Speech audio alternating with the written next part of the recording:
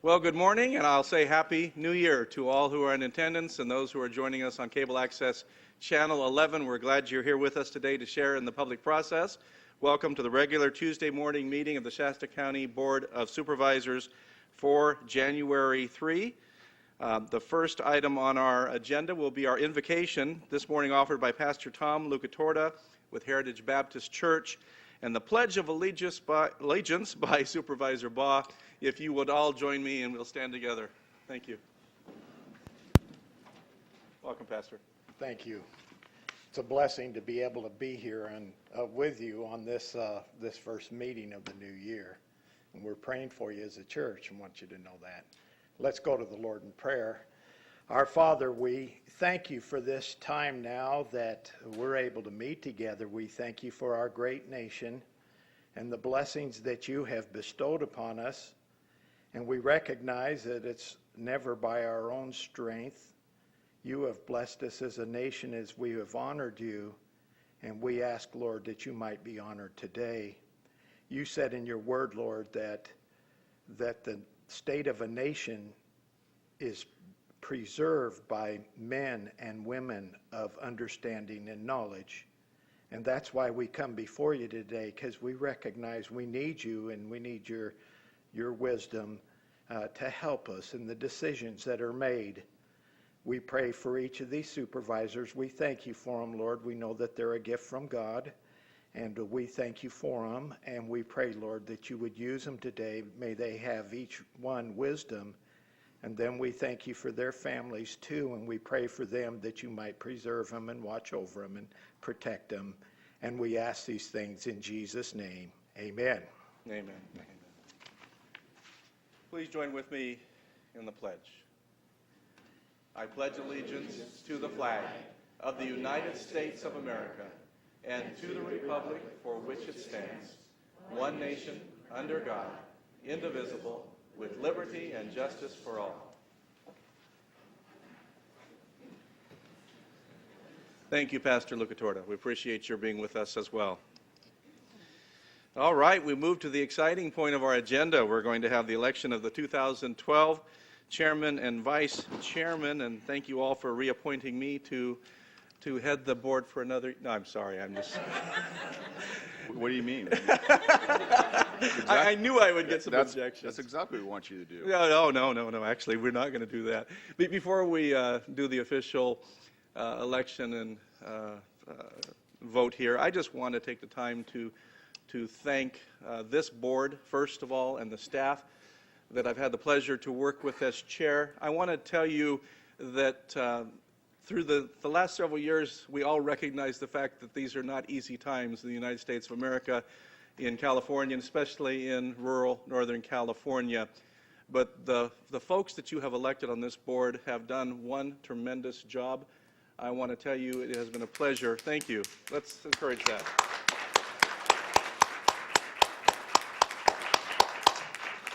It has been a pleasure chairing this board and looking not toward our own individual needs, but toward the needs of the county and the services that we provide on behalf of the public. So it's been a pleasure serving. And the second is a thank you to the community for your vote of confidence, your encouragement. It has been an honor serving as chair of the Shasta County Board. In fact, I would say a real privilege to be able to share in that capacity and to serve the community. So with that, I will open the floor to nominations for chairman and vice chairman, and I see Supervisor Kehoe weighing in already there. It is my pleasure to nominate Supervisor Modi for the position of chairman of the Shasta County Board of Supervisors and to nominate Supervisor Hartman for vice chairman of the Is there a second? I'll second. Thank you, Glenn. With that, are there any further nominations? Is there a motion to close nominations? Or do we need to, actually, no, we just vote on that, don't we? Hey, getting too technical here. We have a motion for chair and vice chair. I know. I'm anxious to turn this over to you, Supervisor Modi. All in favor signify by saying aye. Aye. Aye, very loudly. Any opposed? Is it too late? It's just way too late. And with that, Chairman Modi, my congratulations. And we have a short recess at this time. Don't go away.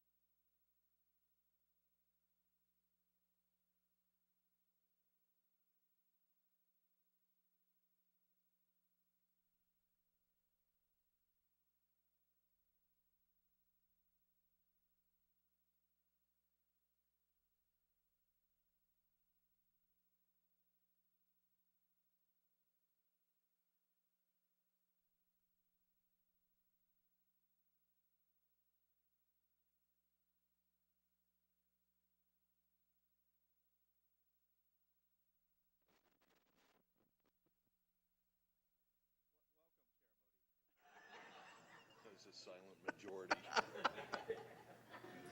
Jeez, can I quit now? You know, it seems so much easier when I was sitting over here. Okay, we're back in session then.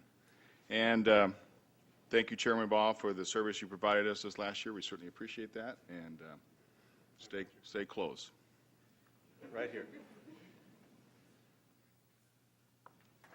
The next item is the public comment period, open time. Persons wishing to address the board are requested to fill out a speaker form. We have, they're in the back. You can bring them up to the clerk up here if you wish to speak on an item. And I have one so far to speak, Mr. John Dixon. I'd like to defer on this until after the presentation of the issue. You'd like to speak when the item comes up? Great, thank you. Anybody else wish to speak during the open time?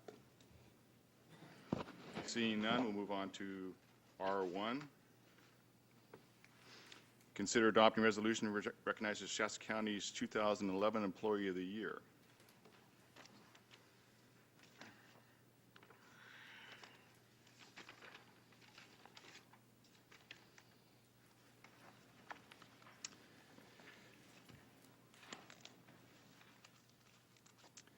It's my pleasure to read the resolution for the Employee of the Year for 2011. Lisa Heffley, Personnel Analyst 3, Department of Support Services. Now, therefore, be it resolved with Lisa Heffley, Personnel Analyst 3, Department of Support Services, is hereby named Shasta County Employee of the Year 2011. And be it further resolved that Lisa is an exemplary employee who possesses a commitment of high ethical standards and excellent customer service. As coordinator of the countywide recruitment program, she is the go-to person when departments have questions about recruitment process and related policies. Whether in her role as supervisor, team member, trainer, or project leader, she garners respect for her positive can-do attitude. Lisa is a good role model for other employees and encourages them to achieve and promotes their development. Her attention to details, dependability, and professional attitude adds up to an excellent employee who is worthy of the Employee of the Year recognition. Motion to accept. So moved. Second? Moved and seconded. All in favor? Aye. Opposed? Carries unanimously. We now have our Department of Support Services, Director of Support Services, Michelle Schaefer, to talk about her employee. Thank you. Good morning. Happy New Year, everyone. It's very much an honor of mine to come up and recognize one of my employees as Employee of the Year. I actually had 3 employees who were Employee of the Month through 2011, so that was quite exciting. And the fact that one of those 3 were chosen to be Employee of the Year by the committee is very much an honor for her and for myself. I think it shows that the department as a whole is doing what we're asked to do by the county, and that is to provide support and the specialized services that we do for them. Lisa definitely, as the resolution says, is a can-do person. We can pretty much throw any project at her and she gets it done. She's been able to really support departments this year in some difficult recruitments where we either get 250 applications and narrowing it down, or we get none. And how can we work through and get more creative in our recruitment processes? And Lisa has been very creative, and we've been able to really work through a lot of those issues that we had over the last year. She comes to work every day with a smile on her face and supports her staff. We've had lots of changes this year in our department, and she just takes the bull by the horns, as they say, and gets it done. And we know that the things are going to happen that need to happen. So I really appreciate her very much, and I appreciate that we can give her this honor. I think this is a wonderful program that the county offers.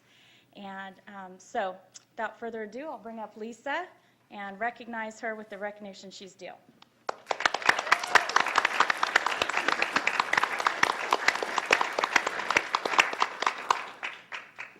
We have the whole department here, too. I got them all downstairs and up the street.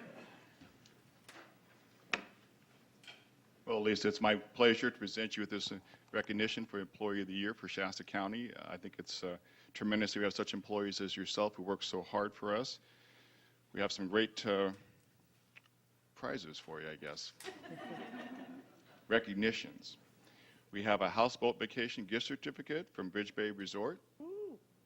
We have a $250 cash from the department head forum, and $100 from the mid-management bargaining unit.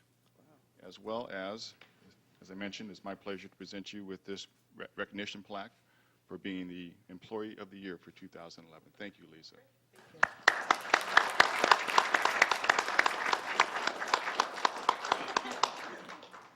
I just want to take a minute and thank the committee for selecting me. I know there's a lot of other more worthy people in the bunch, but thanks for selecting me.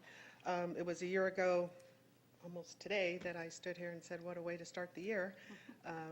So it's fitting for me to say, what a way to end the year. Again, I'd like to say thank you. Does anybody like to introduce me?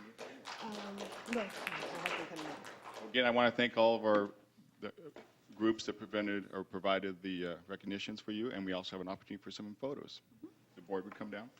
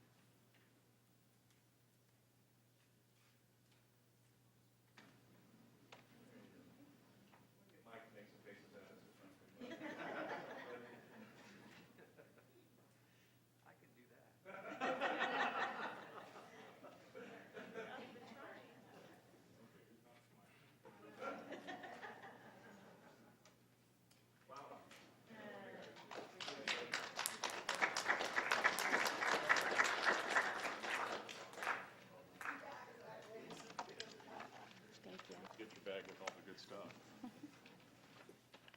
We're going to clear out the house now. Okay.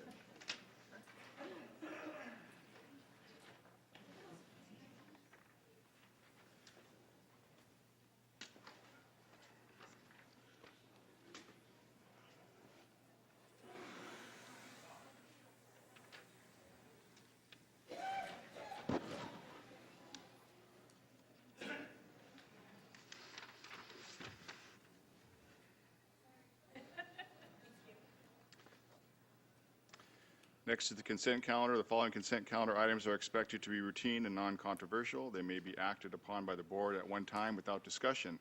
Any board member, staff member, or interested person may request that an item be removed from the consent calendar for discussion and consideration. I have two items from Supervisor Kehoe. Are there any other items? C9 and C13, please.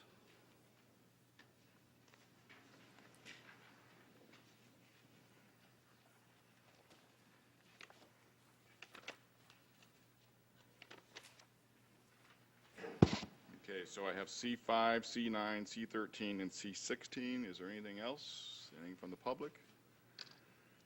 Seeing none, pleasure of the board on the remaining items. Second? Moved and seconded. Any other discussion? All in favor, signify by saying aye. Aye. Aye. Opposed? Motion carries. We'll start with C5, Mr. Kehoe. Thank you, Chairman Modi. C5 is the expenditure register, and I'll initially direct my question to Mr. Lees. Mr. Lees, we haven't seen this type of an expenditure before, and I'm looking for a little background information as to what this expenditure is about. This, ladies and gentlemen, is $718 to be paid to the Bernie Lions Club for Derby comp tickets. First of all, to explain, the reason this appeared on the claims list is because we did not have the proper documentation supporting this particular expenditure. So that's why it is on the claims list. Now, I think that you want to know exactly what it is that we're doing here. And just so you know, we, as a CAO's office, had some concerns also, and we had a meeting with our auditor controller, Connie Ragnell, as well as the fair manager, Bob McFarland. And Mr. McFarland, we asked to be here to explain this process for us. So, Bob, if you would come up, please, and explain this. Well, my concern centers on the fact that in the written explanation, it indicates that the fair has always used these event tickets to comp those who helped to put on the fair, yet we've never seen this before on the claims list or expenditure register. And the reason we have not seen it, because there's always been the appropriate documentation to support that activity. So it hasn't risen to the level of being on the claims list. Okay. And so, Mr. McFarland, if you could explain to us what we're doing here. All right, this year we used more comp tickets than ever before because of our budget cuts. You know, our budget was cut over a third, and we had more volunteers, more people to take care of. And this is one of the ways we trade to help us not spend so much as far as on employees. And also in our office this year we had all new employees, and it probably was not documented correctly. There's all new people. I was out of the office because we don't have any other full-time employees now. They're all part-time. So that is the reason. And in the future, I've talked to the Lions Club, and we will be able to tweak this out and make it right next time. My question to Mr. McFarland is, why do we provide comp tickets in the first place? For the trade, for the help that we get, the people that got these comp tickets were ones who have made our detour for the parade. These people are made do the arena stuff. They do a lot of things on the fairgrounds and projects on the fairgrounds for us for no fees. And we need to take care of these people to keep that going, because we're going to be needing more and more as we go along now with the budget the way it is. Okay. Thank you, sir. Question of Mr. Cruz. Mr. Cruz, is this a legitimate expenditure? It's certainly fine for, I don't know all the details of this particular situation, but it's certainly fine to provide for consideration for particular services, any sort of compensation, whether it be monetary or otherwise. So this is an appropriate quid pro quo? Yes. The comp for the tickets. All right. I'll move approval of the staff recommendation. Second. Moved and seconded. Any other discussion? All in favor? Aye. Aye. Opposed? Motion carries. Item C9, Supervisor Ball. Thank you, Chair Modi. Item C9 is with Health and Human Services, and I bring this forward mainly to draw attention to the good work that's being described here. This is a collection and disbursement of finances that help our seniors and, frankly, those who struggle, I would imagine, especially during the winter months, to provide some heat for their homes. So I'd like you just to explain a little bit about the program and use this as an opportunity to thank those who put together the Power for Seniors luncheon. Sure. Good morning, Chair Modi, members of the board, Mark Montgomery, Health and Human Services Agency. I appreciate the opportunity again. This is a wonderful program that's run through Golden Umbrella, and what it does is Power to Seniors has been a huge support mechanism in these difficult times for our seniors. They help with the oversight of designated dollars to help with utility bills. They have organized the soup kitchen. The committee consists of both community members and county employees. The efforts in this next coming year will be one where we'll try to provide additional support through seniors. And a matter of fact, through our Mental Health Services Act, we also have a gatekeeper program, which I'm hopeful that we'll be bringing to the board and educate the board and community members on targeting at-risk seniors in the community before they lose their home or lose any type of their funding. And could you also, for the benefit of the public, we have a total on our board report of, I believe, somewhere around $275,000 over a 10-year period. Currently, how much is being raised on an annual basis? You know, I don't have that off the top of my head, but I'd be more than happy to get back to you or the board on those numbers. Thank you very much. If there are no other questions, I'll move approval. Second. Moved and seconded. Those in favor? Aye. Aye. Opposed? Motion carries. Moving on to item C13, Supervisor Ball. Thank you again, Chair Modi. C13 is a public works improvement project with the Shasta County Mental Health Facility. And thank you, Mr. Minturn. The reason that I asked for this be pulled is there is a, and my apology for not having the opportunity to call you in advance to ask this question, but knowing you, you have every answer that we need anyway. So we thank you in advance for your work.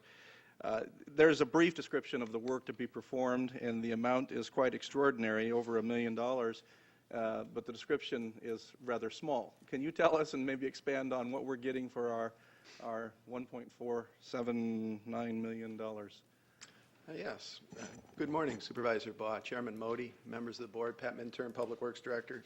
Before you today is a $1.5 million project to do some renovations in the mental health facility. This was funded through the Mental Services Act, and that was legislation. That was a bond initiative, actually, I believe, a tax initiative. I'm sorry. A tax initiative that provided funding for various mental health services, very specific programs, and portion of that was set aside for capital needs. So this is $1.5 million. This is a set aside for Shasta County, a certain lump of cash, and it can only be used for capital purposes. There was a public process that was gone through to figure out what the best use of this money would be, and it was decided that the best use would be to remodel the front intake area. The plan is to do as much as we can do for $1.5 million. What we have there is a 1930s era government facility, old hospital, dilapidated somewhat. We've managed to make work over the years, but it shows its age. Modern rules about privacy and so forth change how things are handled in the intake area.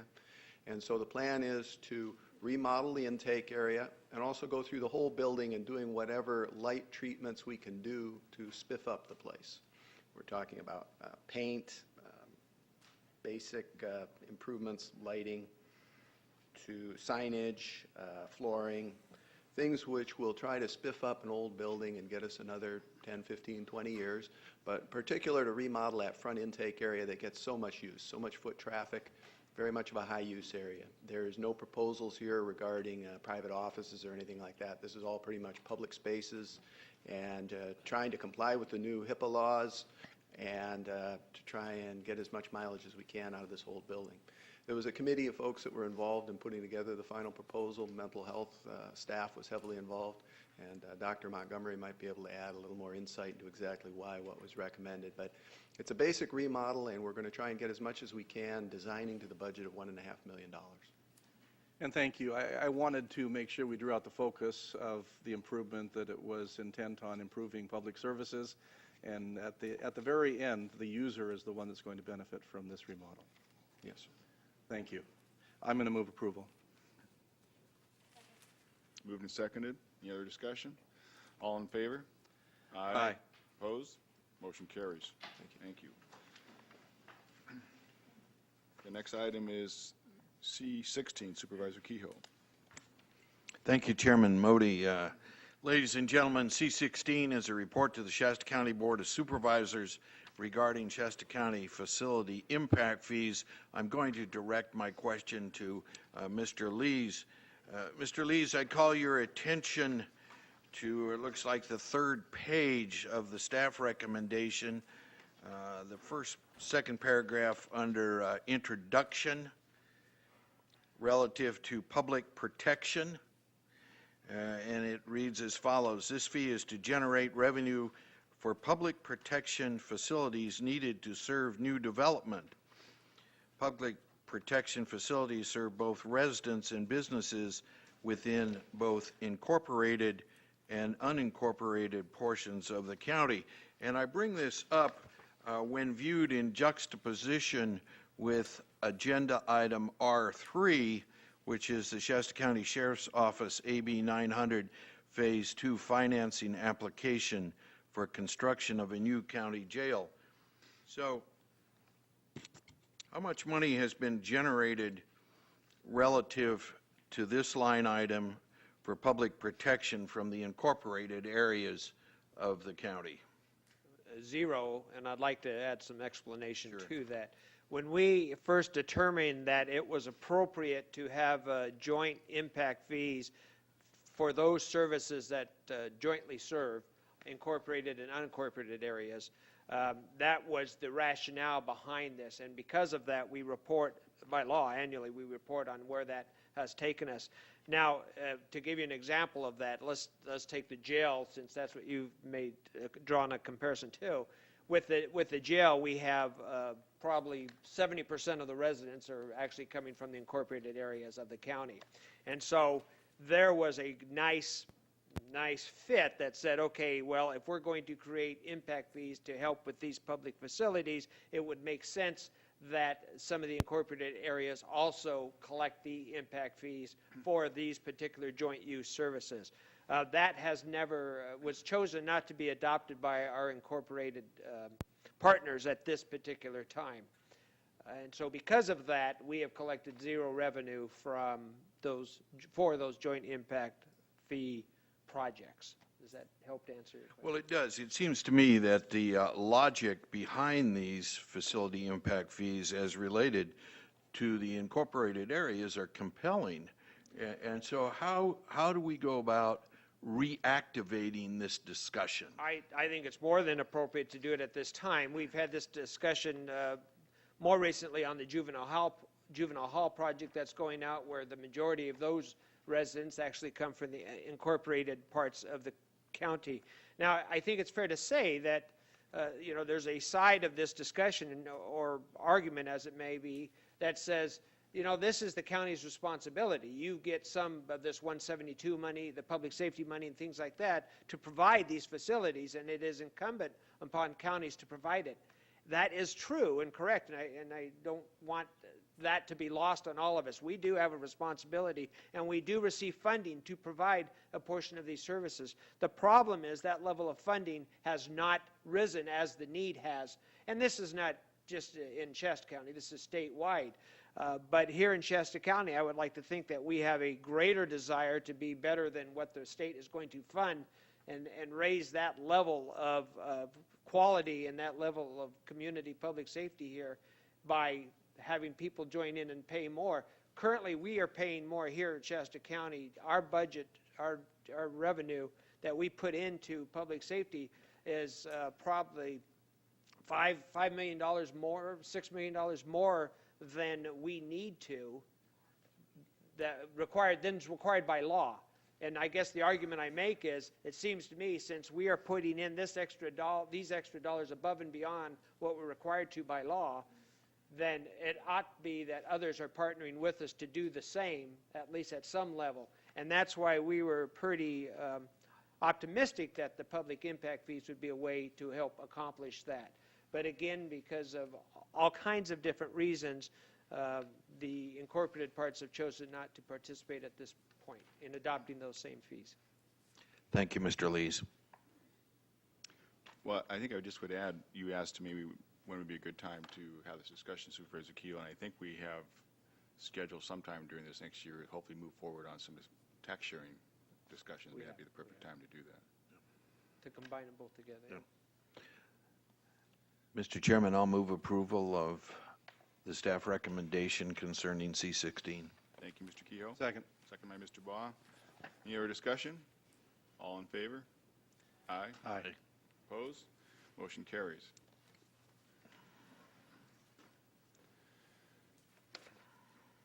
Moving on to our regular calendar, R2 Administrative Office Board of Supervisors reports.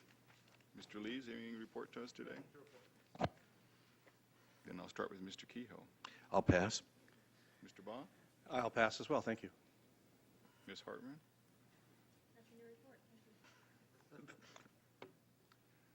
This is way too easy. Well, I will just report on two quick items. One, the Joint Audit Committee met during the month of December. Supervisor Ball and I attended and went over the county's audit and made some recommendations for their proposals for the next audit. And also, we met, the Regional Transportation Planning Agency met and discussed a number of items which are available to the board members if they want to look at the packet upstairs. Moving on to R3, Law and Justice, the Sheriff. Consider adopting a resolution which authorizes basically an application for $33 million for a new jail facility. Sheriff Basenko. Good morning, Supervisor Modi and members of the board. Happy New Year. Whoever. It works. It works. Let me get my paperwork organized here. And then I'll be using the overhead as well.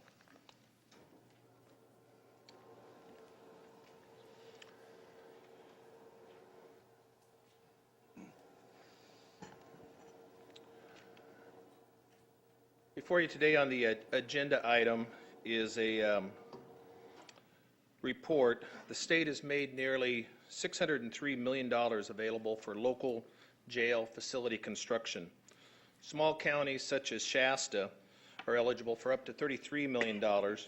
If approved, Shasta County would submit an application for a medium security 232-bed facility. Excuse me. All of you are keenly aware of the need for additional jail bed space. The current jail opened in 1984. Originally it held 237 inmates, and it was remodeled in the late 1980s and a capacity of over 400 beds. In 1993, there was a Superior Court order limiting the total number of jail beds to 381, and that court order remains in play today. The court order took into consideration other custodial facilities such as the detention annex, which had 66 beds, and the Northern California Rehabilitation Center, and it was also known as Crystal Creek.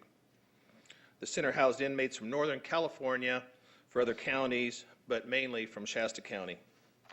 Crystal Creek closed in 1992, and the detention annex went through a series of closures with its final closure in 2003, thereby reducing the total jail bed space by 150 beds for medium and minimum security beds.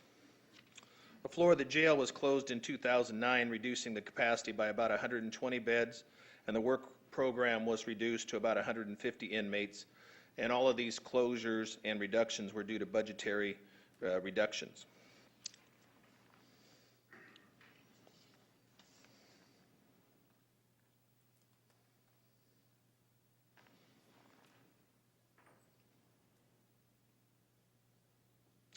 During the same period, 1993 through 2010, jail bookings have increased dramatically. On the left side of your monitor is, starting with 1993, there were 9,842 bookings, and this last year for 2010, there were 12,580. That's an increase of about 30%. And you can see that through 1993 to date, that generally they have increased. There was a small area through the early 2000s, but they did have some small increases there, averaging in the high 11,000s for bookings.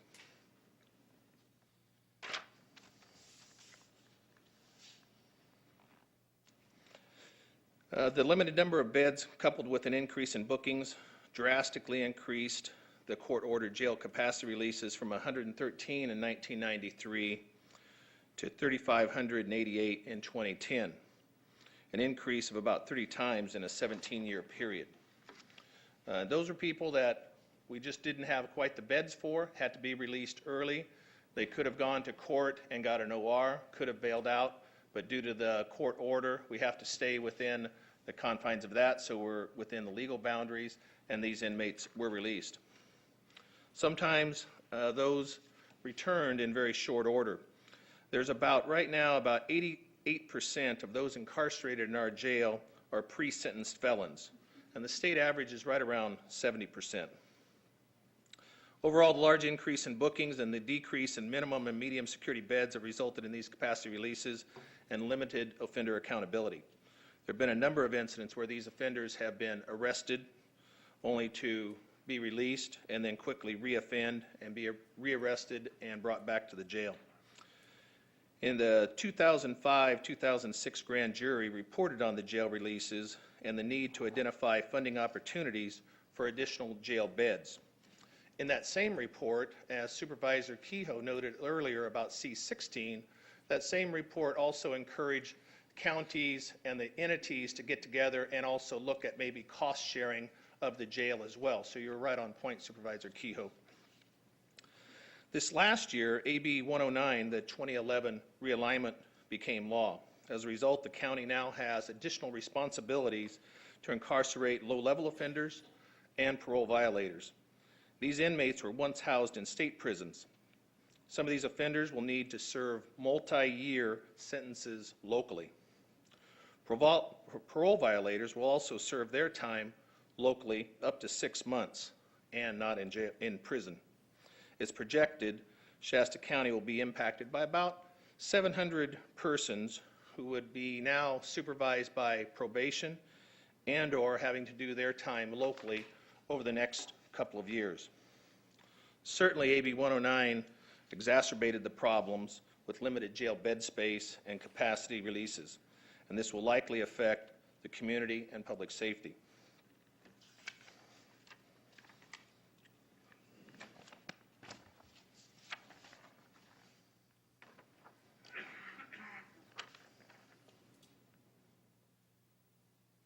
Let me see if I can bring that down for you a little bit.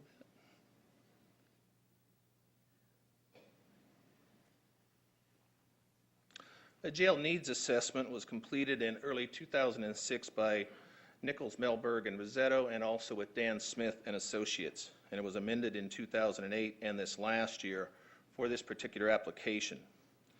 The need for a medium security facility still exists. There's an immediate need for 124 beds, so that's basically a 124 bed deficit right now. And that's nearly what Crystal Creek and the detention annex closures resulted in, a little bit of a difference of about 25, 26 beds there. But the need increases out to 2030 with the need for an additional 510 beds. This need for additional jail beds must be addressed.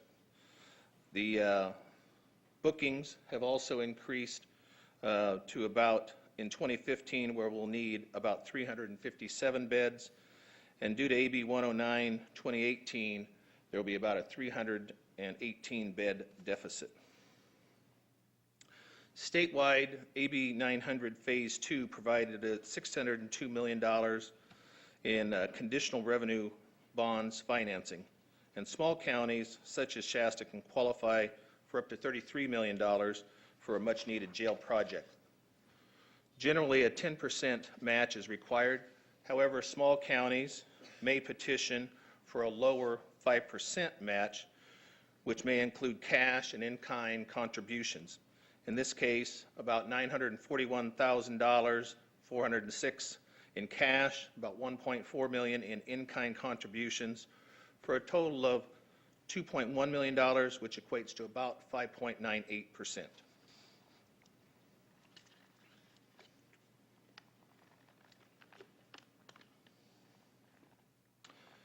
In addition to the financing application, the county must execute and submit a resolution that contains specific criteria, and the resolution must include authorization to submit the application, signing authority, assurances the county would adhere to financing criteria, and the county will appropriate county contributions. The facility must be appropriately staffed within 90 days of opening. However, this does not mean that it must be fully staffed. The county also must control the project site, and fair market value appraisal of the project site must be done. The estimated cost for the 232-bed facility is approximately $35.1 million. This includes the county's cash and in-kind matches of $2.1 million.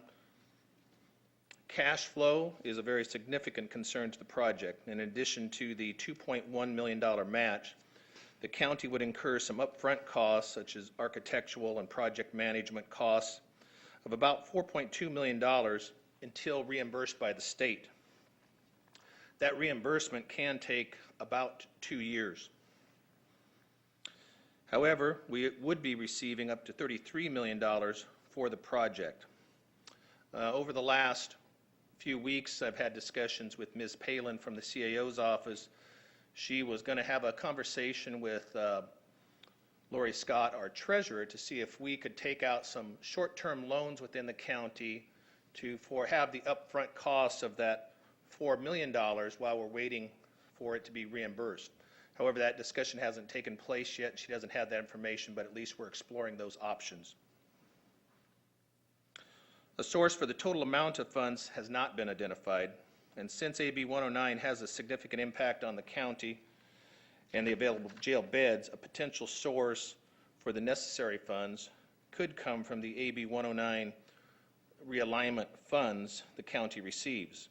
And the county will be receiving about $22 million over the next 3 years, and I'll present a proposal to the County Community Corrections Partnership Executive Committee regarding this.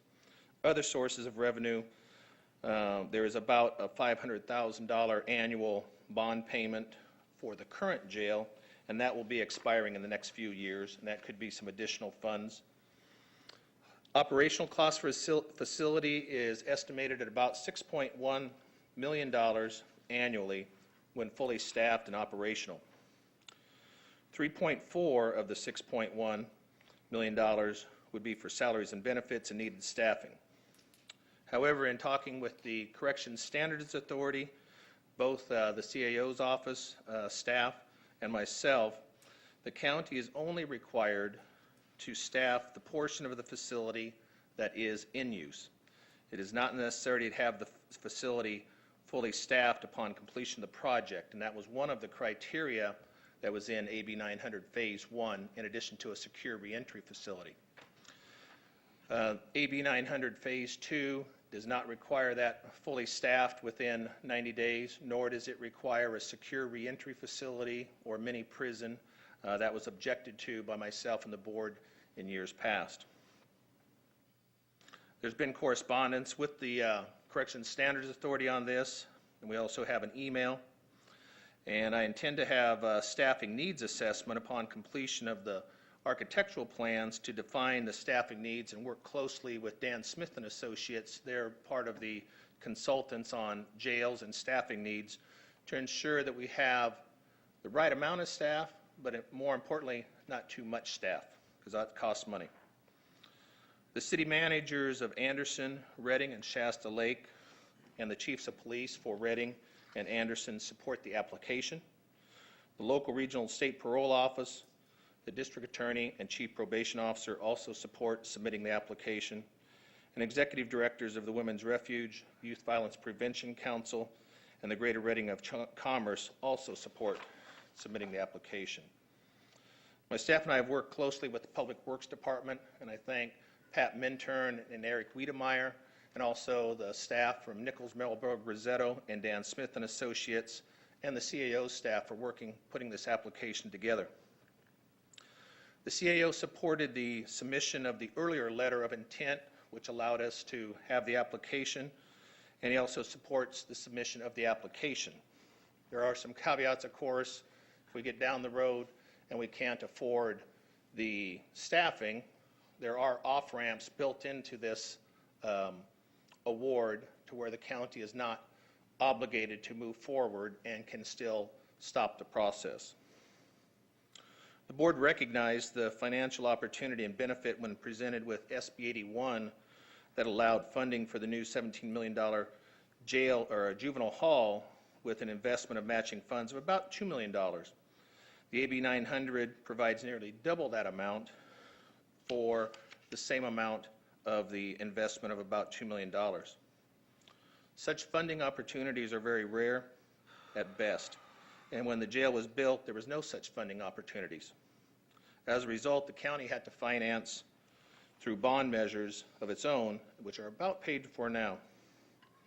The county should not miss this opportunity to provide construction funding for a new jail, improve offender accountability, community need, and public safety. I recommend and encourage approval of this report. That concludes my presentation. Questions? Thank you, Sheriff. Any questions of the Sheriff at this time? I do have some requests from the public to speak. I'm seeing no questions. Oh, Yeah. Supervisor Baugh?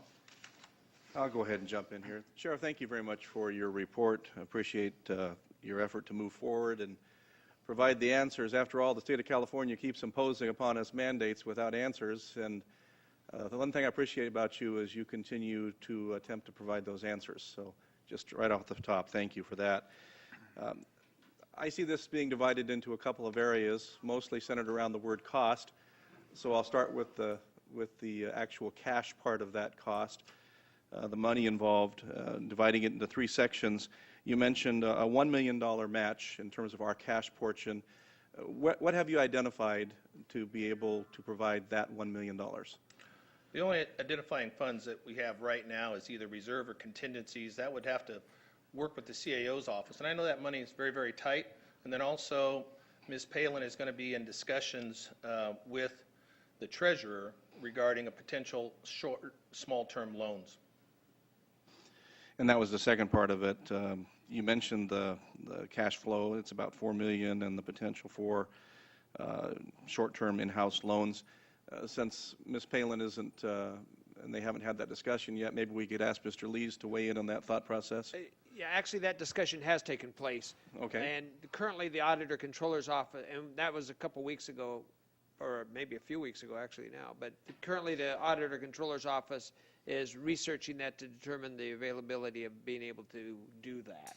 And so we haven't heard back from that yet. But yeah, it looks like it could be potentially a way of doing this. It would be similar to dry period funding that this board undertakes for smaller community services districts, where we upfront them some cost to get them through their particular budget year, and then we get that money back to fill those coffers when the taxes come in. This would be similar, except that we would be relying on the state to reimburse us for that. This is the state of California? Yeah. The one that's $15 billion in the hole. Yeah, that's the one. That's the one. Okay. So, well, but I bring that up on purpose, so you know the differences between this. Whereas with the dry period funding, we actually have a guarantee that we're going to get it because we are the holders or the collectors of the property tax. The guarantee is probably not as strong, although we have no reason to believe they wouldn't fulfill their commitment. You know, and Mr. Ball, you make a very good point, because it is with the state of California that these agreements are with. And these funds through AB 109 are not constitutionally guaranteed. Presently, CSAC and CSSA are working on an initiative process to try and have those funds that we're receiving from AB 109 protected, so they're not on the chopping block in the future. And also, some of that $1 million, if approved by the executive committee for the CCP, that may be able to come from there. Thank you. We made a similar arrangement with the Sheriff's Department, actually, for the annual budget, one budget year ago, which we repaid in this last budget cycle, almost all that money, correct? In terms of... It will be by the end of this year. By the end of this budget cycle. So we do have similar arrangements. Correct. In the county, and some precedents that have been established for cash flow. Correct. The third part of that is the hard one, isn't it, Sheriff? The annual operating expenses of $6 million, and you mentioned that two areas of your conversation with us interest me. One, you mentioned off-ramps. I would like to have you expand on what that really means and the timing of those off-ramps, whether you're talking about prior to jail construction, prior to receiving the actual grant, should we be approved, or after. And then the second part of that would be whether or not we really have the ability to identify even the minimum staffing cost and what that might be. You've talked about $6 million for full staffing, but that we could get by with a minimum staffing, and I don't know that I heard you say that amount. Both very good questions, and I have some response, and then Mr. Lees has some of the response as well. Very similar to SB 81 with the juvenile hall, we'll receive, if fortunate enough, we'll receive notice from the state that we have been granted the conditional granting of the award. The board can choose an off-ramp at that time and say, thank you very much, but we don't want to accept the money. Prior to accepting the money are those off-ramps, but it's my understanding that once the money is accepted and you start moving forward, then we're locked in to continuing with the project. Mr. Lees? Nothing to add. No, and if you noticed, Sheriff Pasenko's correct. We've also, I had met with our County Council, Ruben Cruz, and there's wording in the resolution that we're asking you to consider today. If you look at the last paragraph, it talks about the CEQA and ensuring that none of what we're promising to do actually will come into play if we can't go, or we decide not to go forward with all the CEQA. And that is a real strong legal off-ramp there. But keep in mind, we have to come back we have to bring this back to the board and say, yes, we want to ask you to accept the grant. And you have that option to always say, no, we choose that not to accept it at this time. And I think the real question that we're probably going to get to at some point, and I'll wait till it's asked if you prefer, but it's, what do we think is going to be different in 6 months than today, whereas we believe there's going to be some additional operating revenue to fund this. I'm not as concerned with the loan part of it, or even a little bit concerned with the revolving cash account, because the state is not as good about making those timely payments. We're having some success with our juvenile hall project, and if you look at SB 81, which is our juvenile hall project, that is basically the exact same thing we're doing here with AB 900. And because of that, we're seeing where it has worked with the state, so I'm encouraged by that, and they're upholding their commitment so far. The real question comes to what's going to change here in 6 months to help provide $6 million to operate this, and why, as a CAO, would I be saying, yes, let's go forward with the application if I didn't think there was going to be an opportunity. And I am supporting the I am supporting the application because Tom carries a gun, but no. I am absolutely supporting the application at this point, because the state has become more and more flexible. And here's an opportunity. The need has been clearly demonstrated by Sheriff Pasenko, and here's an opportunity to where we can match our $2 million with $31 million from the state. And because of that, I think it's a good investment and it's a good deal for us. Again, not just to get the money in, but because we have demonstrated the need for this use.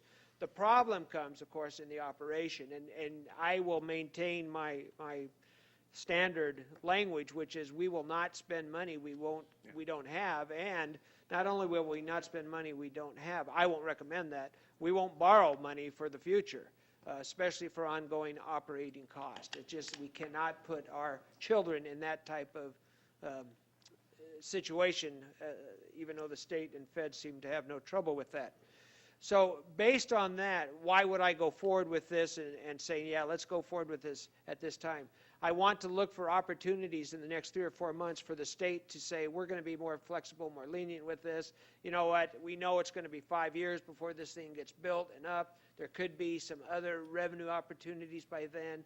We may have an opportunity to, through the 109 and the constitutional amendments that are being put on the agenda in November, to have additional funding come in for the housing of these inmates.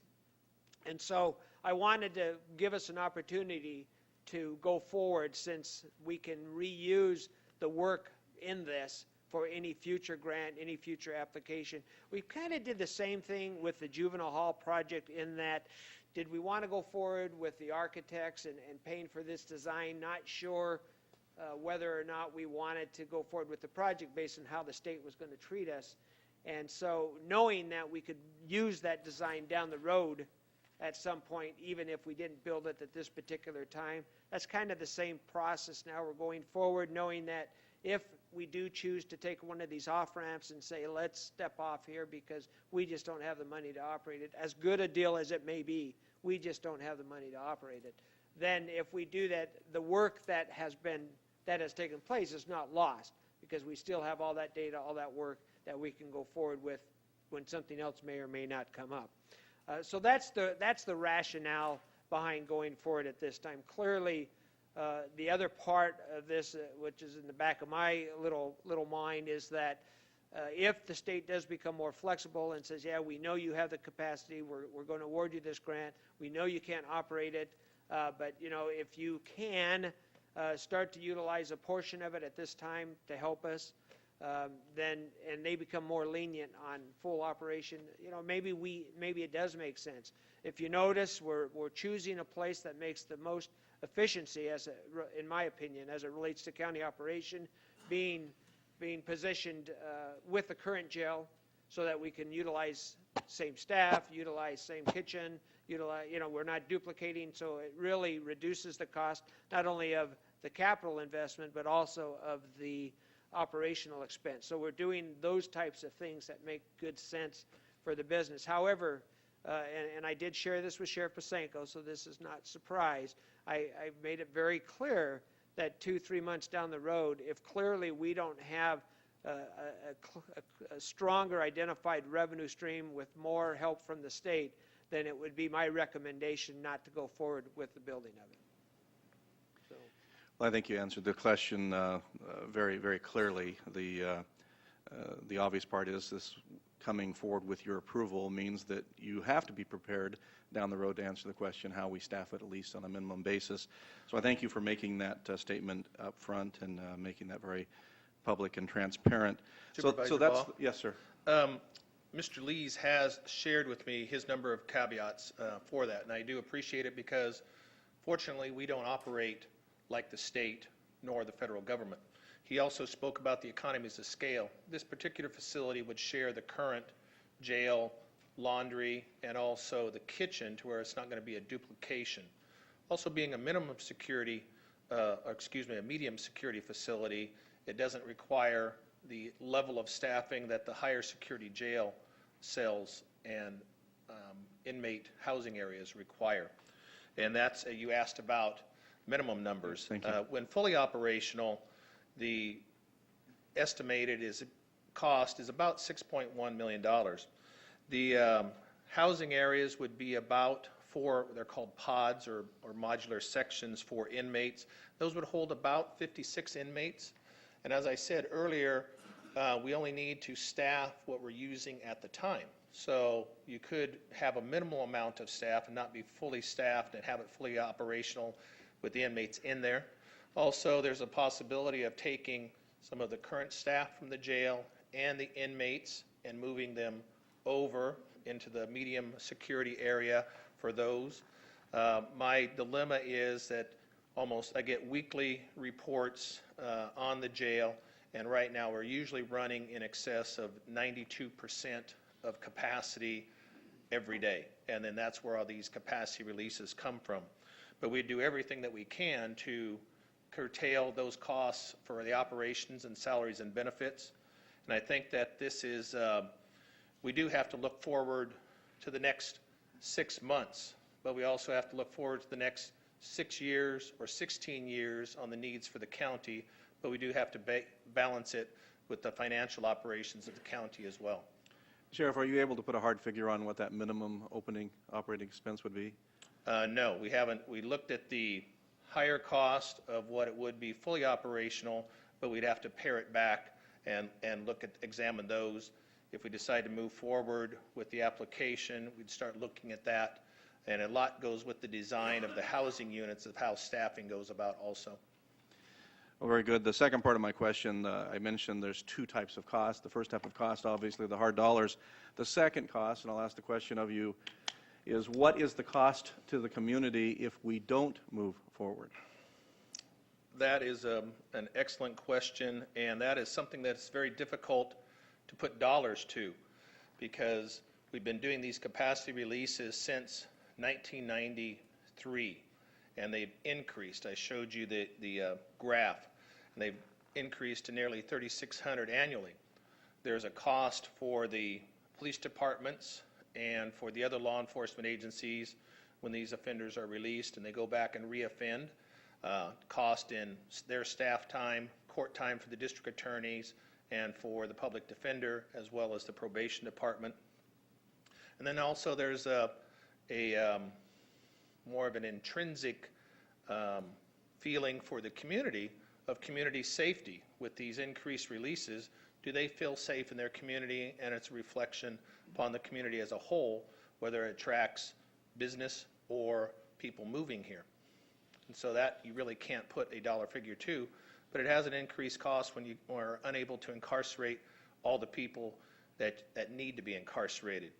That's another important part. You can't build your way out of this, and that's why the state tried to do that with the prison system. We saw what success they had with it. And that's why with the community corrections plan, through probation, other sheriff's offices, and we're exploring it as well, is through assessment tools and through evidence-based practices to where perhaps that you can intervene, educate, and better keep the lower level offenders out of jail, thereby reducing the need for bed space, as well as the higher level offenders, incarcerate those, send those to prison, and deal with the lower level offender and medium offender. And those evidence-based practices nationwide have proven productive. More even closer is in the county of Santa Cruz, which I've had correspondence with, and so is Chief Probation Officer Wes Foreman, is they did evidence-based practices and were able to reduce their jail population to a point that they did not need to build a new jail. But it took place over about a 5-year period, according to their evidence that their probation department chief presented at a seminar we attended. Well, thank you, Sheriff. And I was, in fact, referring to the fact that local government is built on the foundation of providing community and public safety, and the cost, while not measured necessarily in dollars and cents, could be extreme risk to the community. So thank you. I have other questions, but I'll yield the floor to my fellow board members. Thank you, Supervisor Baugh. Supervisor Kehoe? Thank you, Chairman Modi. Many of my questions have been answered in your response to Chairman Baugh. However, I do have some more.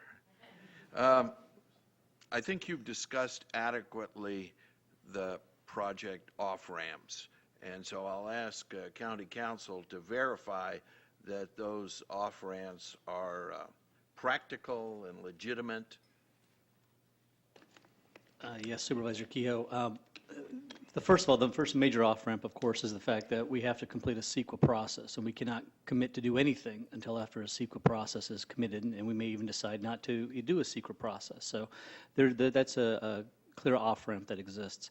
It certainly, as things progress down the line, it becomes more and more difficult to get out of a process, but it's usually until actual contracts are signed and things of that nature that go forward. You can certainly get out before that time. Thank you. Sheriff Pacinko, what are the costs of the application? Primarily some staff time, and then we also worked with Public Works and Nichols Melberg Rosetto and Dan Smith and Associates. I think we're into it for roughly $10,000 for the consultant, but my staff time, that's a sunk cost because they'd be paid other duties as well. Okay. Let me ask this question, and I think it's a question that everyone in this room has in the back of their mind, and that is, if we build this new medium security prison, and we have our existing prison at build out, the population of incarcerated individuals will be approximately 618, using the data in the staff report.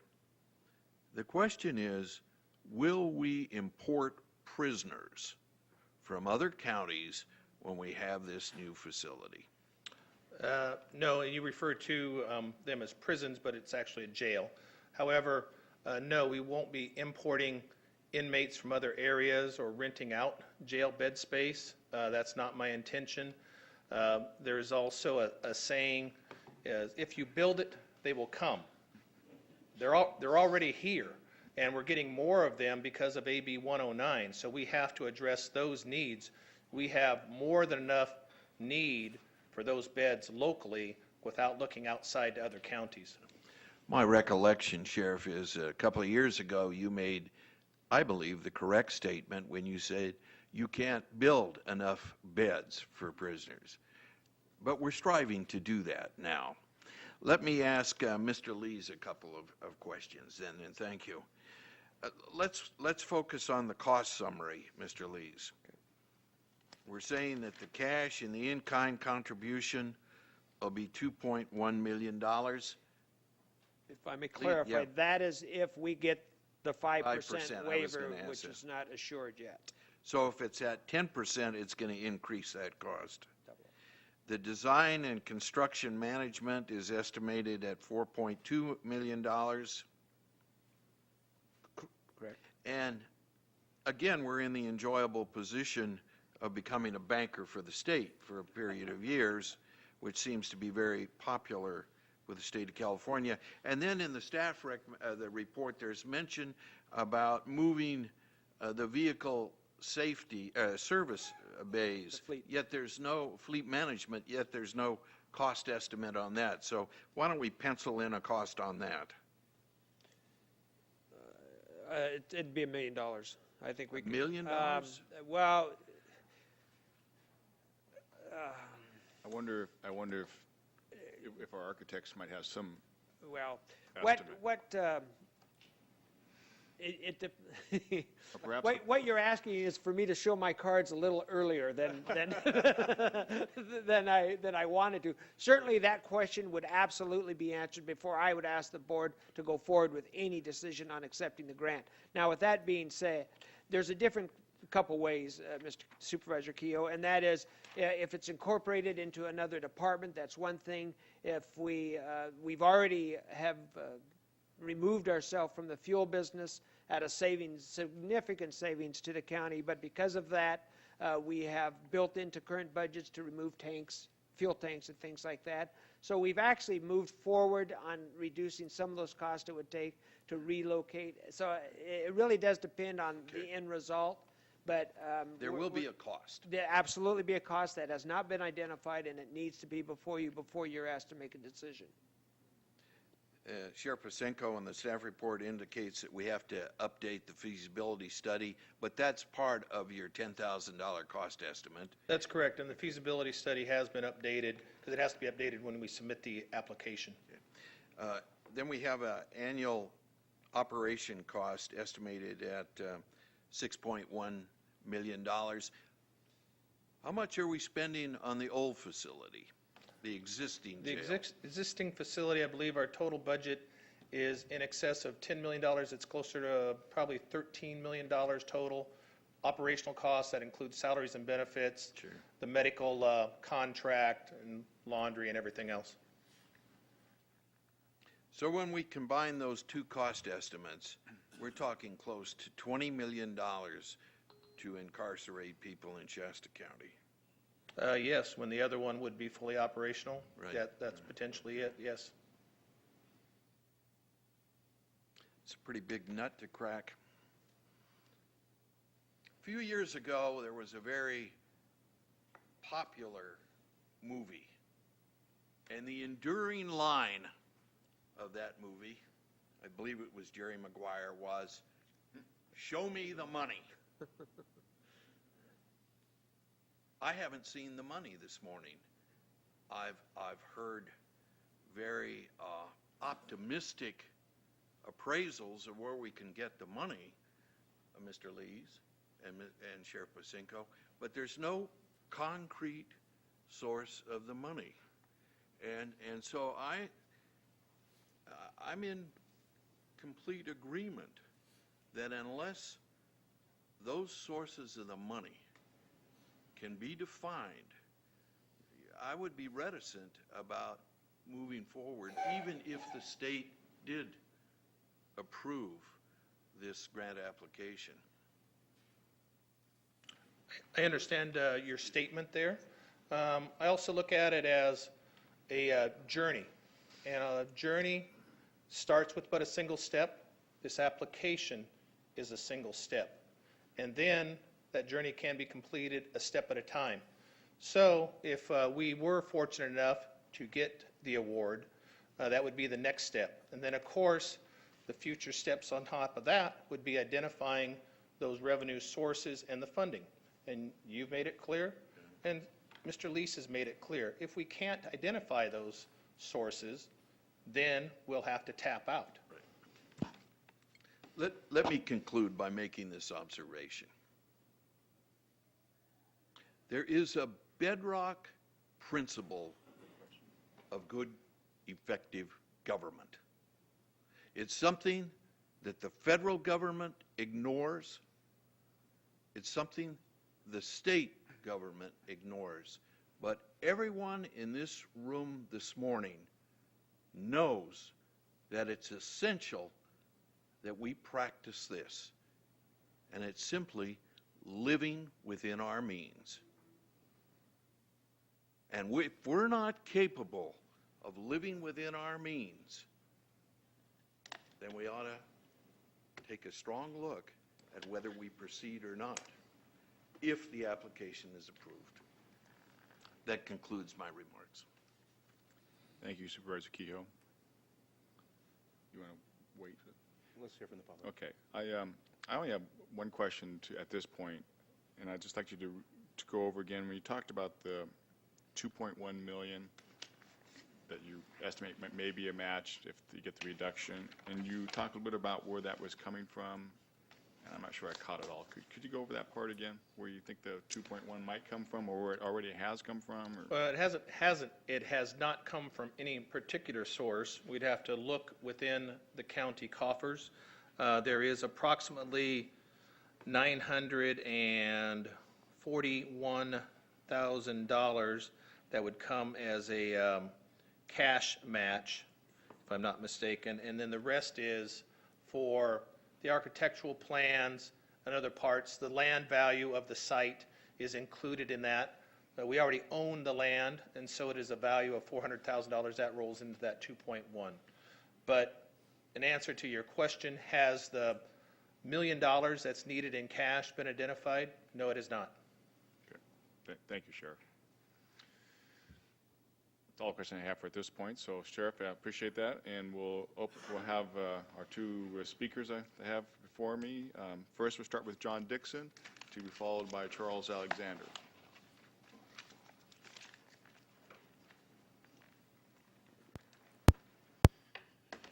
Chairman Modi, supervisors, staff, fellow citizens. First of all, I want to say I'm not here to make Sheriff Pacinko's job any more difficult than it already is. His stated need for a larger facility to cope with the realignment issues is real and true, and there's no doubt about it. Certainly, the old saw that the sheriff mentioned, that build it and people will come, is certainly true in this case. Sadly, the other truth is that the state, while providing construction money, will not commit to ongoing funding for its operation. That is going to rely on the citizens of Shasta County to pay for. And that is the major issue that you folks have to consider here today. 2 years ago, the state offered $30 million to build a reentry facility to house short-term CDC inmates. They used lies of consideration, and I'm right there. I can support what I'm saying, but we'll just let it lie. Lies of consideration. To try and get through, and it failed. We'd better be very vigilant concerning this offer. Also, when it is a big, empty, unfunded jail, the state could reclaim it and run it as their own mini prison in Shasta County. And I don't think that's exactly what we want. I'd like to propose to the board that they appoint a Citizens Advisory Committee to look into this proposal and try to resolve some of the issues before we commit to a course of action on it. The red flags are there. We all need to heed them and pay attention to what's going on. That's basically the statements that I had to make about this, but I have a couple questions that I'd like to ask the sheriff if I could. The application cost seemed to be just kind of breezed over there. There is an application cost up to this point, but there also is going to be an ongoing proposal cost of building this application along with the various agencies. There's going to be outside sources that are required. I'm just wondering what this is going to cost for the proposal to actually be presented to the state. My second question would be specifications of inmates. Will this new facility house strictly state CDC assigned inmates, or will there be an overflow from our own county inmates? The difference being, if it's a county assigned inmate who has been sentenced here in the county for a county crime and would be doing his year or whatever, or is it going to be specifically only for those CDC parolees and things of that nature? I'm just wondering. And the last point, I had a long conversation with Dave Nichols, the head of the Northern California Parole Division here for the state, and he was saying that the reason that the state of California's recidivism rate is so high, higher than anywhere else in the nation, is we have no true rehabilitation processes in the CDC system. Is there going to be, in this new facility, consideration for rehabilitation of inmates, and are we going to do anything to improve the conditions so that when they get out, they won't be going back? That's all. Thank you very much for listening, and I hope you guys are good on this. I want to say one other thing. I'd like to thank Supervisor Kehoe for his truly fiscal conservative support or approach to this issue.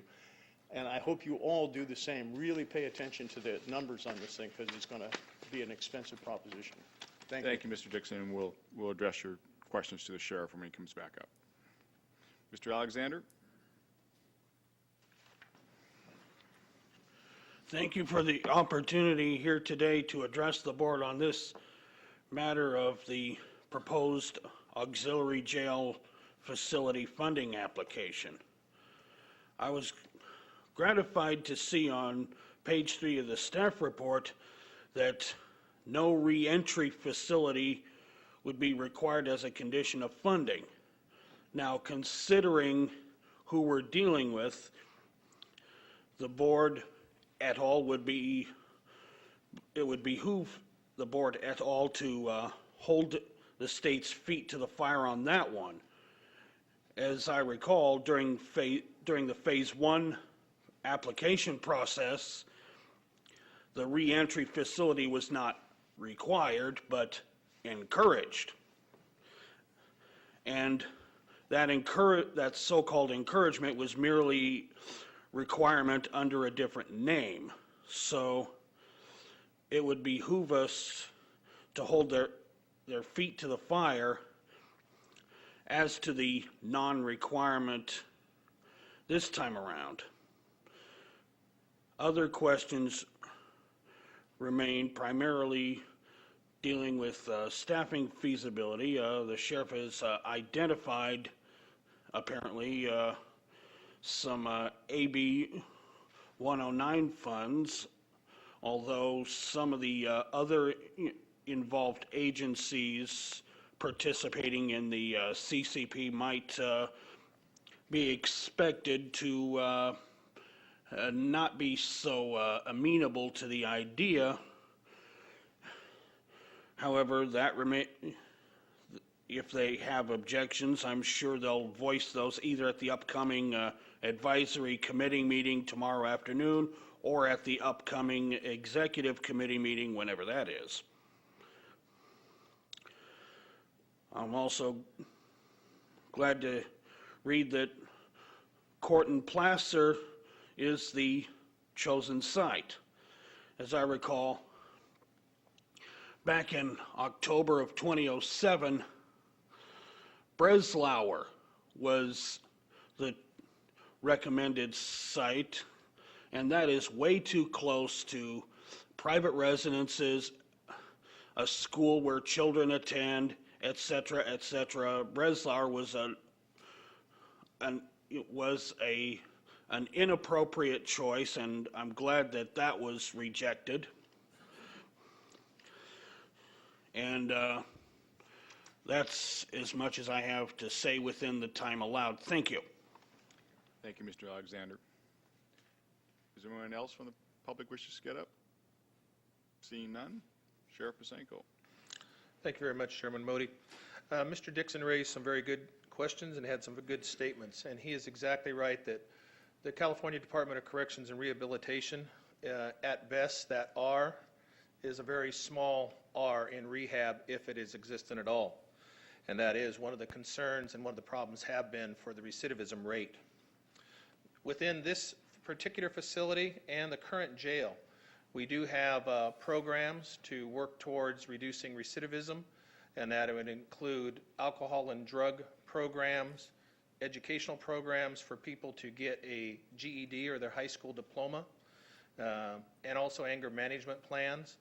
We would be working closely under the Community Corrections Partnership that was developed a few months ago and approved by the board to expand those programs with assessments and evidence-based practices.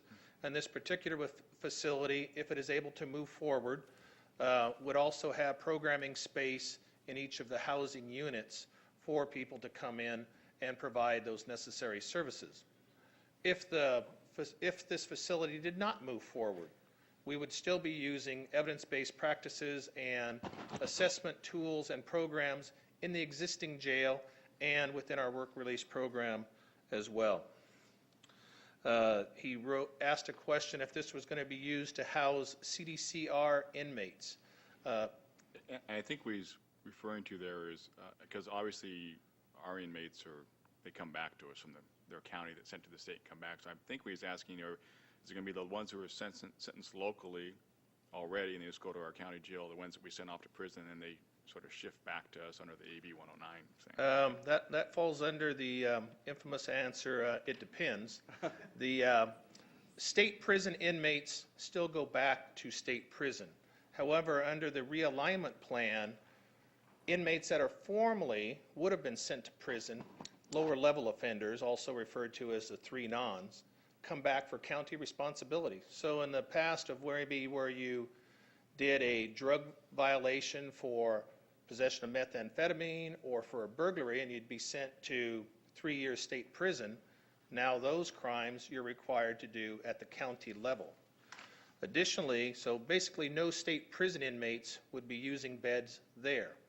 However, under the realignment plan, those individuals that are under state supervised parole, if they have a violation, say a technical violation that they tested positive for drugs or they did some other violation of the terms of their parole, if they're a low-level offender, they have to do their time by AB 109 in a local facility up to 180 days. But serving an actual prison sentence, no. And do you think there would be, I think their concern was, would we be shipped state prisoners that, came from another county but were being housed in the state prison, but because of their overflow, they said, oh, you know what, Shasta County's got some extra space. Do you see that happening? I do not see that happening, and that would come at the charge of the sheriff, and we would not accept state inmates to do their time here locally other than what's required by law, such as the parole violators. And then also Mr. Alexander referred to the AB 109 funds. I'm not naive that I'm trying to take all of the AB 109 funds, but it can certainly be a discussion with the executive committee that do we want to carve out a piece of those funds for the project, whether it comes for the building or for the operations of the project. More importantly are those funds going to be available long-term without the constitutional protections that we're looking for at the state level? And then also on the site, the early discussions under AB 900 Phase 1 did include a potential discussion for Breslauer. However, through further discussions, the site at the corner of Court and Placer was decided upon. And then also later, the board developed a county plan for the campus here and for the Breslauer complex. And it was decided by the Board of Supervisors to have any jail facility, additional jail facility, placed at the corner of Court and Placer. I think the other two questions came up when was are there any additional application costs? I think that's, between now and I think next week when you have to submit it. Other than just my staff time that are spending some time on it and putting the final touches on it, no. The biggest cost was the updating of the feasibility study and the housing part of it. That has already been done, and we used essentially the boilerplate from the last jail feasibility study and then just updated it. And then one other reference was to this, could this be converted to a state prison down the road because, quote, they own it? I don't know the legalities of that. That might be a county council question, but I don't believe so. If we defaulted on any of the payments, that could be a whole issue there. The non-legal opinion? Yes, I'm going to give you the correct answer. I'm kidding. It depends. It depends. Keep in mind this process is such that, and Sheriff Posenko addressed it towards his last statement when he said, there are lease payments and agreements for us to comply with all the terms of the agreements, which you haven't seen any yet because we haven't gotten that far down the road. If we were in violation of any of those agreements, the state does have the ability to take that back. And so that is an important factor to consider. They have the ability because they're paying for this from revenue bonds that they're going to be selling, and because of that, they have to hold title or own the land. Now, they're going to lease it back to us to use, but and they don't want it, believe me. At this point, they don't want it. But that is something that, you ought to be having in the back of your mind that, who knows what the state's going to do in 10, 15, 20 years from now. So the potential is there. Thank you, Mr. Lees. Supervisor Hartman. Thank you. I don't have any questions. Thank you for your information that you've provided to us today, Sheriff Posenko.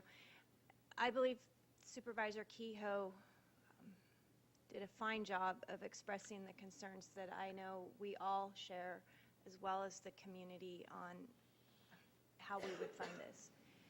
But I also feel that the numbers of persons that need to be held accountable and incarcerated are going to continue to go up. And this is an opportunity that I believe we certainly need to explore. I'm comfortable that we do have the off-ramps needed. I know that you, Sheriff Posenko, and Mr. Lees will do everything possible to try to find a way to fund this because it is a need. So I would move approval of the staff recommendation. I'm going to second. Go ahead. And then under discussion. Mr. Dixon mentioned the subject of rehabilitation, and that's actually one of my favorite subjects. I've often felt that if we could slide 1% of what we spend, Marta and I have had this discussion. You've made it very, very public in your public health, mental health discussions, that if we could slide just a few dollars to prevention, we would, in terms of down the road in society, we would have a tremendous advantage. And I want to mention a letter that I received. I forwarded it on to CAO Lees. It came from Bud Hancock, who is the president of Restoration Enterprises. And what they do is they take folks that come from our local jail, they pay them a small wage, minimum wage $10 an hour. They train them to become mechanics. And when they are qualified, they give them a reference, and they send them on to other jobs in the community that perhaps maybe at that point pay a few more dollars and maybe even have a benefit. I had the letter from Mr. Hancock said thank you to Donnell Ewert from our Public Health Division because of his willingness to think out of the box and consider alternatives. I just want to say that out loud, and Marty, you were here. that I want to, as a supervisor sitting here as an elected official, just thank you and your department and pass it on. I think we need to see more creative ways as to how to deal with the subject of recidivism, because that is the looming target there. We could make massive changes in finance and in community health if we could just change a few of the ways we do business. The other thought in terms of finances, I think Supervisor Kehoe, you get the quote of the day, show me the money, is indeed actually the most responsible thought. This, I'm obviously going to support this to go forward.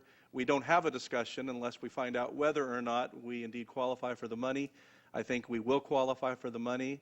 I believe that is the case. And when that happens, then we will have the very legitimate discussion as to all of the needed concerns. This cannot go any farther forward in terms of construction or spending money without more than vague thoughts as to where the money can come from.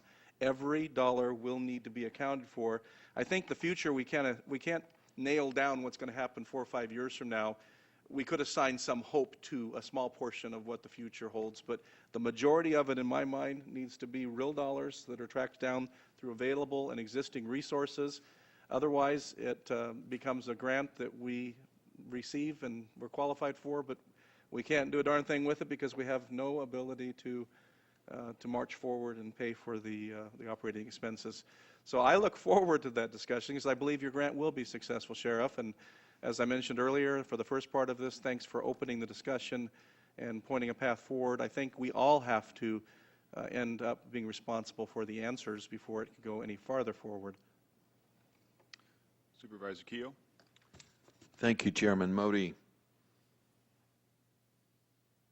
From a community perspective, there is a balance point between providing the optimum in public safety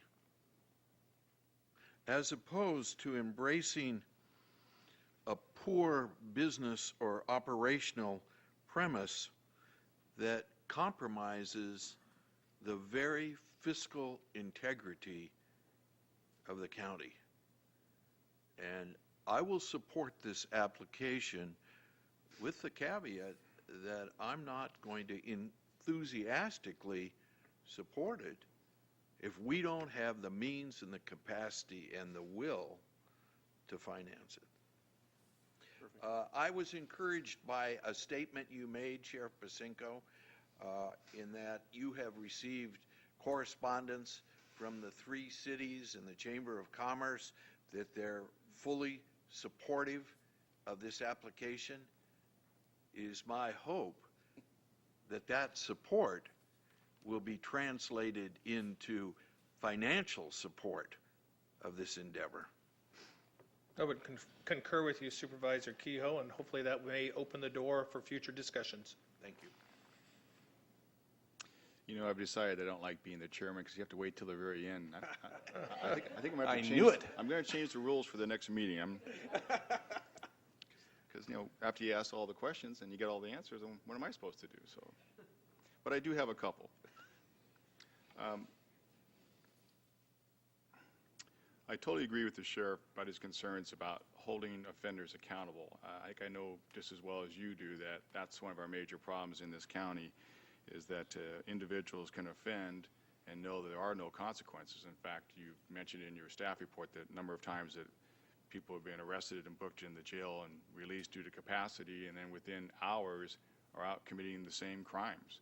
And it's well known in the circles of the criminals out there that they can go 3-4 times with arrest warrants knowing that they'll be booked and released at the same time, and the judges can't hold them in jail because there's no space, and they sort of laugh. In fact, I think the show-up rate now is down to about maybe 60% or something like that. About 50% for work release, and then on warrants of arrest, just like you said, they get arrested numerous times, and that's a huge cost for the criminal justice system, as in court time and lawyer time. And I think that their show-up rate, even when for the first hearing and stuff, is about 60% because yes. they know there's no consequence. And so I know that we have to do something to change that, and I fully support you on that. And I also agree, and I think that's what's happening through your AB 109 changes you're making here on the rehabilitation and holding some people accountable through other things other than just throwing them in jail and letting them sitting there. We're actually trying to get them some help to change their lifestyles and stuff.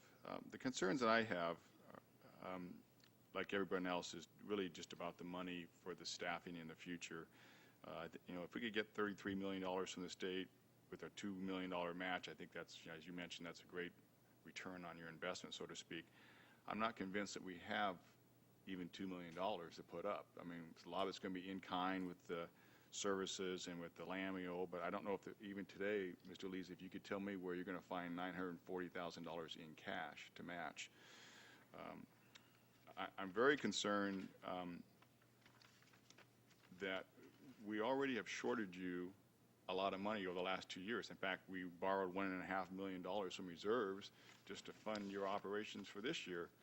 So at some point when the economy gets better, we're going to be faced with that dilemma of, are we going to count on that money to fund the staffing for the jail, or are you going to be asking to just get your service level back up to what it was a couple of years ago, which I think would be appropriate.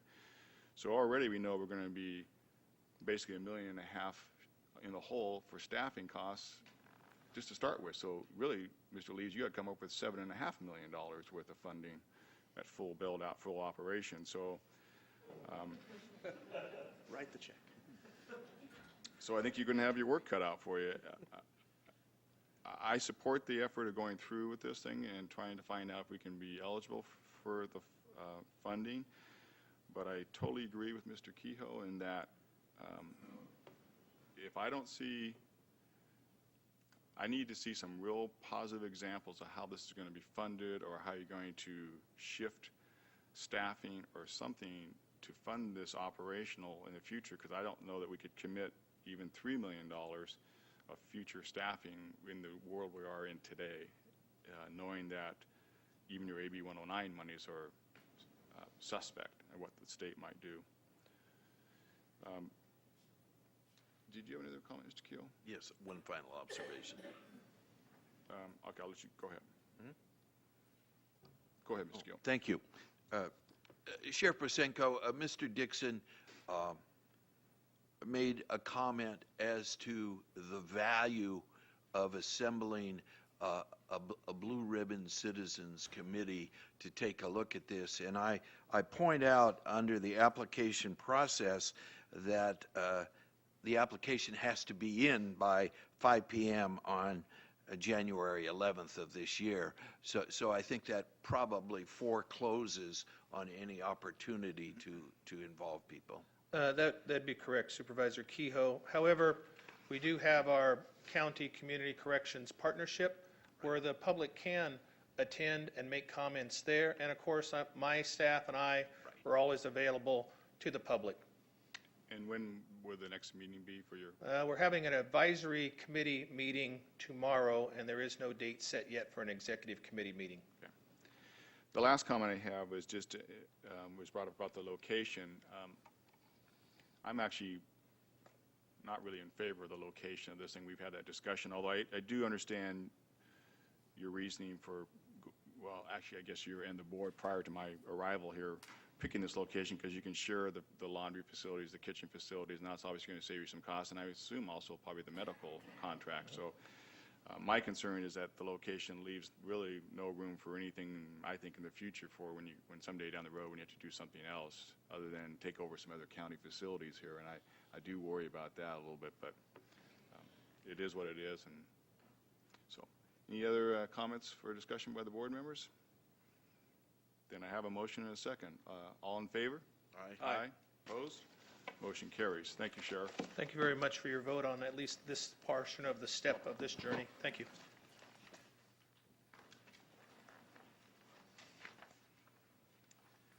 At this time, the Board of Supervisors will adjourn and convene as the In-Home Supportive Services Public Authority Governing Board.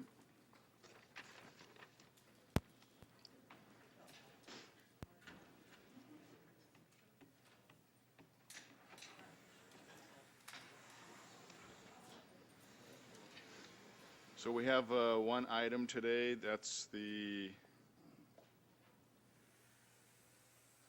adopt a resolution approving a MOU with the California United Home Care Workers Union.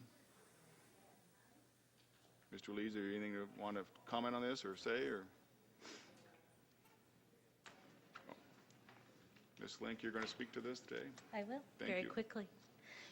Good morning, Leanne Link, Director of Business and Support Services, and today I'm wearing the hat of one of the bargaining team members on behalf of the IHSS Public Authority. And before you is an MOU that we were fortunate enough to finally conclude negotiations at the end of last year, 2011, and it includes what we were trying to achieve, which is really a no-harm solution where our IHSS providers maintain their wages and benefits and transfer to a new health insurance policy, which actually saves us money. We had a bargaining team of Jean Bell, Tim Brindler from the IHSS Public Authority, and Deborah Martin from IHSS, who acted as our subject matter experts. And everybody did a great job on both sides, and we were able to come to a final resolution, which is before you today. Thank you, Ms. Link. Any discussion by the board or Mr. Gio? Thank you, Chairman Modi. Ms. Link, the staff report makes mention of an annual savings of approximately $122,000 in county costs. Would you explain that, please? I would be very happy to. Thank you. Currently, we are provided health insurance for the individual providers through the Long-Term Care Workers Union Health Trust, and we pay 60 cents per hour for every hour IHSS providers work, which is about $2.7 million per year. Under the new policy, we have a capped number of people who will be covered by PanaMed, which is through Pan American Life, and the number is capped at 305, and we only pay for the people who are participating in that, and so that's where we're realizing the savings. Okay, and that is an annualized savings amount. This year it'll be about $30,000.